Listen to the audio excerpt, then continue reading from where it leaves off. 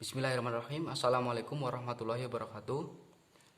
Perkenalkan, kami dari kelompok 12. Di sini kami bertugas untuk menjelaskan mengenai pasar finansial.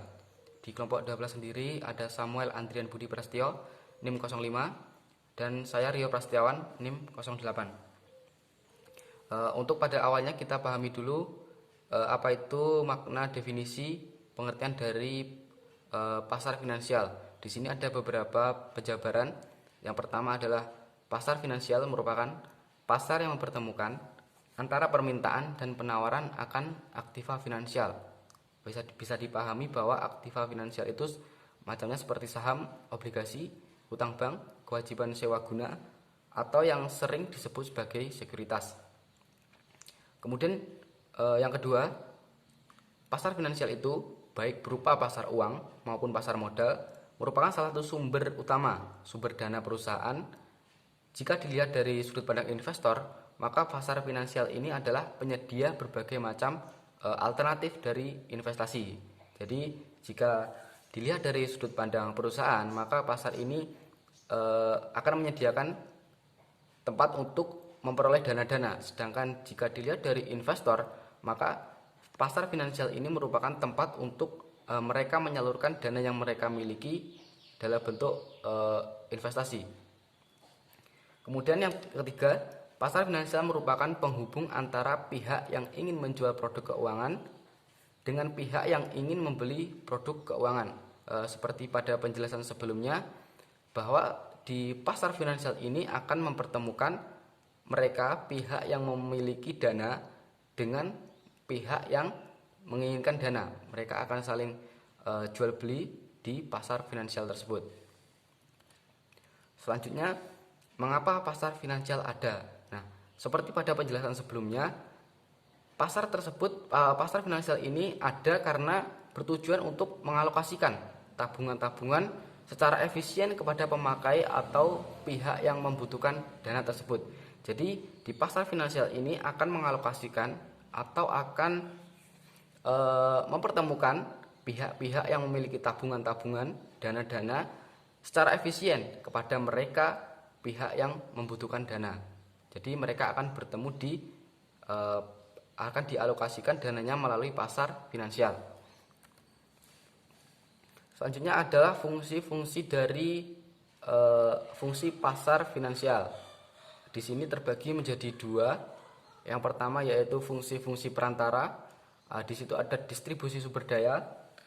Pasar finansial mendukung distribusi sumber daya ekonomi real dari pemilik modal kepada penerima modal yang sesungguhnya. Jadi di sini sebagai perantara ya. Di sini pasar finansial itu sebagai perantara untuk mendistribusikan sumber daya yang dimiliki oleh pemilik modal kepada penerima modal atau pihak yang membutuhkan modal. Kemudian yang kedua yaitu meningkatkan pendapatan. Di pasar finansial itu memungkinkan pemilik modal untuk mendapatkan bunga atau dividen atau kelebihan dana dari mereka. Dengan demikian akan mendukung pendapatan individu dan pendapatan nasional dari kelebihan dana yang mereka pinjamkan kepada pihak-pihak yang membutuhkan dana, yang bisa dapat melalui bunga atau dividen. Kemudian selanjutnya yaitu pembentukan pemakaian secara dana secara produktif. Pasar finansial ini mendukung penggunaan dana-dana secara produktif yang bisa meningkatkan pendapatan nasional. Jadi di pasar finansial ini mendukung penggunaan dana-dana dari pihak yang memiliki dana akan diserahkan kepada mereka untuk digunakan dana ini secara produktif. Jadi dana yang mereka miliki atau tabungan yang mereka miliki itu tidak diam begitu saja, tapi disalurkan, akan dipakai dana-dana tersebut untuk kegiatan atau bidang-bidang yang produktif, sehingga nantinya dana tersebut bisa menyebabkan terjadinya peningkatan pendapatan secara nasional. Yaitu yang ketiga yaitu penghimpunan modal. Pasar finansial menyediakan sarana untuk menyalurkan kelebihan dana sehingga membantu penghimpunan modal satu negara. Jadi seperti penjelasan sebelumnya, jadi di pasar finansial itu bisa menghimpun modal-modal dari mereka-mereka yang benar-benar memiliki modal atau tabungan. Kemudian pembentukan harga. Pasar finansial membantu pembentukan harga melalui interaksi antara para pembeli dan penjual. Di pasar finansial itu memberikan tanda untuk alokasi dana-dana dalam ekonomi yang berdasarkan faktor permintaan dan penawaran melalui mekanisme yang disebut proses pembentukan harga. Kemudian mekanisme penjualan. Pasar finansial menyediakan mekanisme penjualan aset finansial sehingga pemodal mendapatkan manfaat dari likuiditas aset finansial tersebut. Selanjutnya yaitu informasi. Aktivitas dari para pelaku pasar finansial itu mengakibatkan terciptanya informasi harga dan penyebaran informasi tersebut ke berbagai segmen pasar akan mengakibatkan mengurangi biaya transaksi aset finansial. Selanjutnya yaitu fungsi-fungsi finansial. Yang pertama yaitu menyediakan dana kepada debitur sehingga memungkinkan debitur ini untuk melaksanakan rencana investasinya karena debitur ini memperoleh dana. Debitur ini mendapatkan modal dari tentunya dari kreditur yang memiliki dana. Kemudian yang kedua yaitu menyediakan instrumen-instrumen yang menghasilkan pendapatan kepada para kreditur pemilik modal sehingga memungkinkan mereka memupuk kekayaan melalui kepemilikan surat-surat utang. Selanjutnya yaitu menyediakan likuiditas di pasar. Dengan menyediakan likuiditas di pasar akan mendukung perdagangan reksadana. Selanjutnya yaitu menyediakan likuiditas untuk bank-bank komersial. Nah, jadi di pasar finansial itu juga berfungsi untuk menyediakan likuiditas untuk bank-bank komersial. Jadi bank-bank komersial itu bisa mendapatkan dana atau mendapatkan tambahan modal baik itu antar bank atau dari masyarakat atau mereka yang memiliki dana. Kemudian mendukung pembentukan kredit, mempromosikan tabungan dan mempromosikan investasi.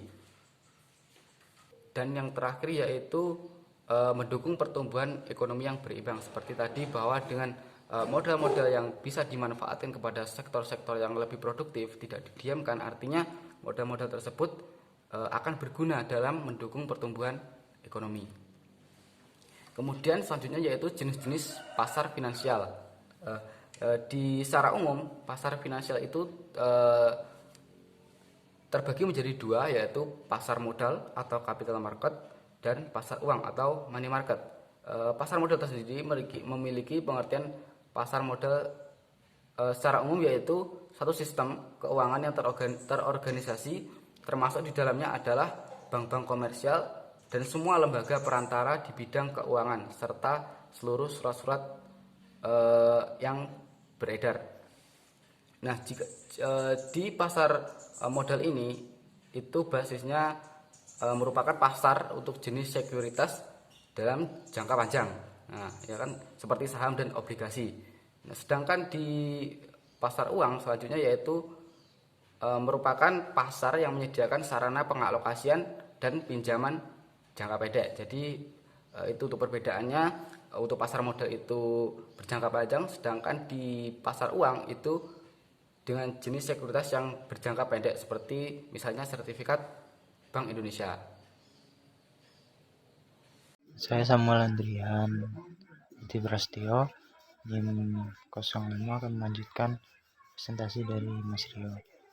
Selanjutnya saya akan menjelaskan tentang perbedaan dari pasar modal dan pasar uang.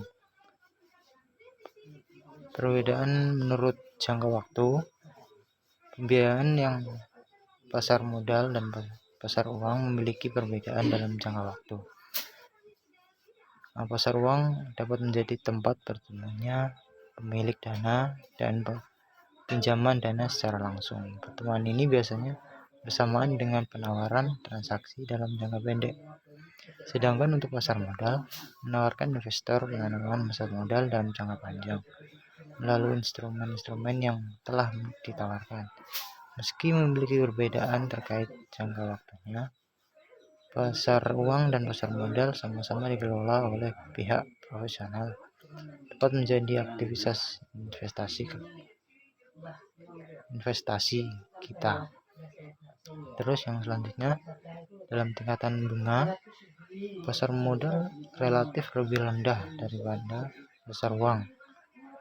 Selanjutnya dari pihak yang terlibat, dari pasar modal, investor baik secara individu maupun intuisi, penjamin emisi, pemerintah dan perusahaan komitmen. Terus dari pasar uang, bank-bank komersial dan intuisi keuangan.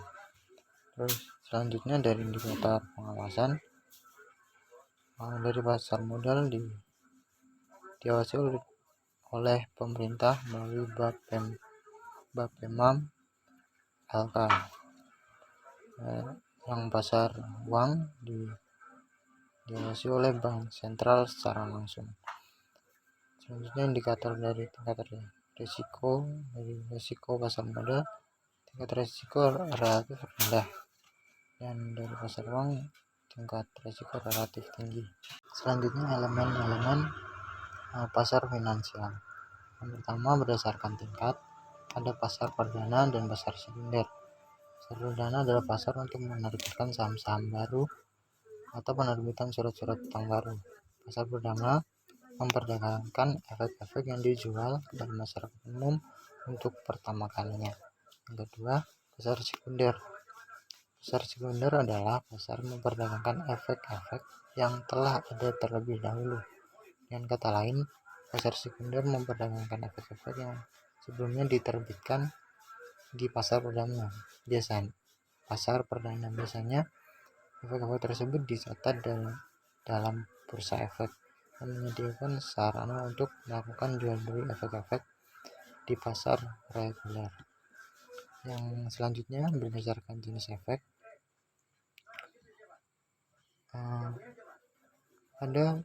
terdapat beberapa jenis. Yang pertama, ada pasar uang, adalah pasar yang memperdagangkan aset-aset finansial dan efek-efek yang mempunyai jatuh tempo paling lama 1 tahun. Dengan kata lain, pasar uang adalah pasar untuk dana yang benar-benar berjangka pendek. Selanjutnya ada pasar modal, adalah pasar untuk aset-aset finansial yang jatuh temponya panjang atau jatuh tempo. Biasanya pasar modal memperdagangkan efek-efek saham atau efek-efek utang dalam jatuh tempo lebih panjang dari 1 tahun. Terus pasar modal dapat dibagi menjadi lebih jauh lagi menjadi yang pertama, ada pasar efek yang diterbitkan oleh swasta dan pasar efek yang diterbitkan oleh pemerintah. Selanjutnya ada pasar saham. Pasar saham adalah pasar di mana efek-efek ekuitas diperdagangkan. Selanjutnya ada pasar obligasi, adalah pasar di mana surat bukti hutang diperdagangkan.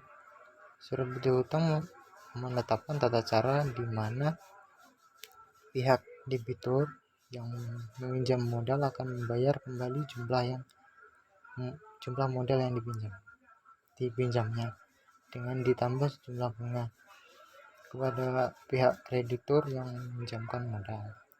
Selanjutnya ada pasar derivatif. Pasar ini memperdagangkan instrumen-instrumen yang dipergunakan baik oleh pembeli maupun pihak menjualnya untuk mengalihkan risiko. Selanjutnya ada instrumen pasar finansial. Yang pertama ada efek ekuitas.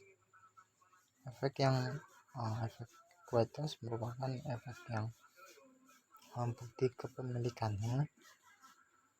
kepemilikan dari aset-aset perusahaan penerbitnya setelah dikurangi dengan semua utang-utang yang menjadi kewajiban perusahaan penerbitnya.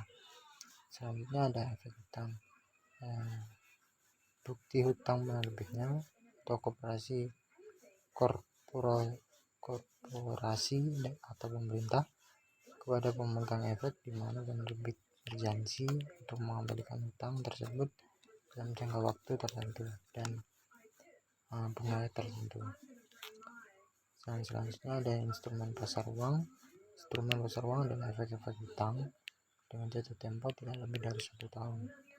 Yang selanjutnya ada reksadana, adalah wadah yang dipergunakan untuk menghimpun dana dari masyarakat pemodal untuk selanjutnya dikelola manajer investasi. Yang selanjutnya ada ETF atau Exchange Trade Fund, adalah reksadana yang unik penyertaannya diperdagangkan seperti saham-saham di bursa efek. Mungkin itu presentasi dari kami. Maaf ada kurang lebihnya. Sekian dari kami, terima kasih.